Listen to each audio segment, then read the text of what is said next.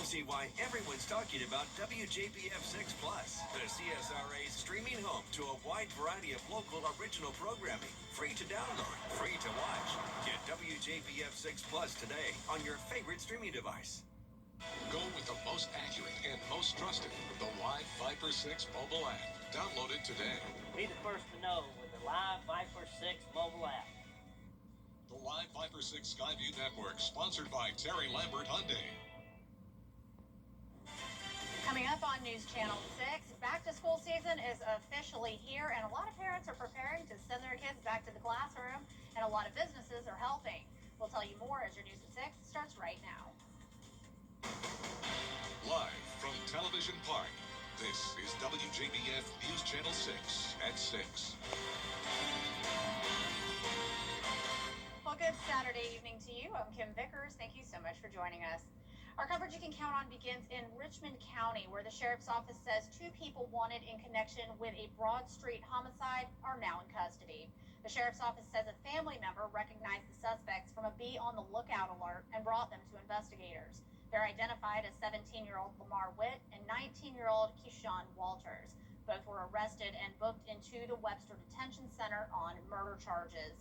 The victim is identified as 65-year-old Nathan Lewis Jr. Deputies found Lewis's body inside a trash can on Broad Street. An autopsy will be performed to determine Lewis's cause of death. We will keep you updated as we get more information. And it's time now for a quick first check of your forecast.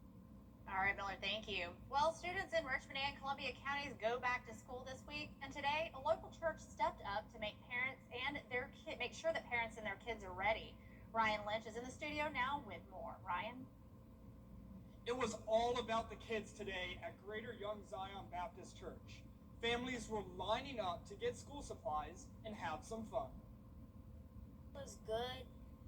I didn't know they were gonna have basketball and sports and coloring, and I liked the coloring. Games, coloring, and haircuts were all there for the children. Organizers made sure students were the focus as summer vacation comes to a close. We are a real estate company, but when we're here, we're not focused on selling anything or getting any home buyers. We all focus on giving back to the community, giving to the kids. So we won't ever have anybody here doing any selling or making any pictures like that. It'll always be about what's being given out. Students see and appreciate the effort put into helping people. This is very good for, the community and stuff. I've been going to this church since I was like 5 or 6. So it's been a long time, and they do this mostly every year. And it's good, I get to bring my siblings. We don't have to worry about school supplies that much. And it's a great way to just be together in God's house. It is more than just a back-to-school giveaway. They also handed out food.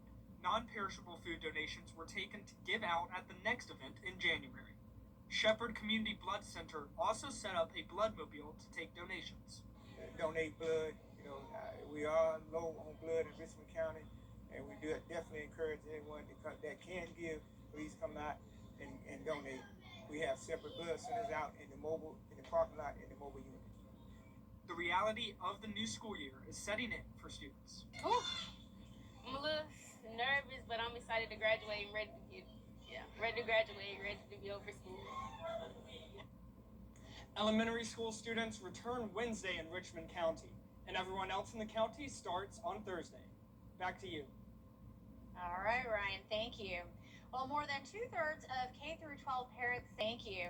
Well, more than 2/3 of K-12 parents say their shopping is more expensive this summer compared to last year. It may feel like summer just started to many of us, but many kids are already returning to class, and there are big savings to be found on supplies. When you break it down by category, parents are expected to spend the most $337 on average per child on items for after-school activities, including sports. Clothes and shoes are next at $275. School supplies expected to cost around $118, and then tech like laptops and tablets, and finally books. In total, it comes out to nearly $900 per child. So how can you fight the cost? Well, several states do offer sales tax holidays for back-to-school shopping. Georgia does not, but tax-free weekend in South Carolina is August 7th through the 9th. Well, have you ever wondered what your child's favorite subject is in school and why? Well, according to student polls and surveys, math is the school subject kids look forward to the most, followed by science and English language arts. Math was named a top choice by roughly 23% of young students in major youth polls, often because children enjoy the clear logic of finding a right answer. And you now have another place to shop on Wrightsboro Road. A ribbon cutting was held this week for the newly renovated Goodwill store. It's restocked, remodeled, and ready to welcome customers back. Every purchase and every donation supports something much bigger than just retail.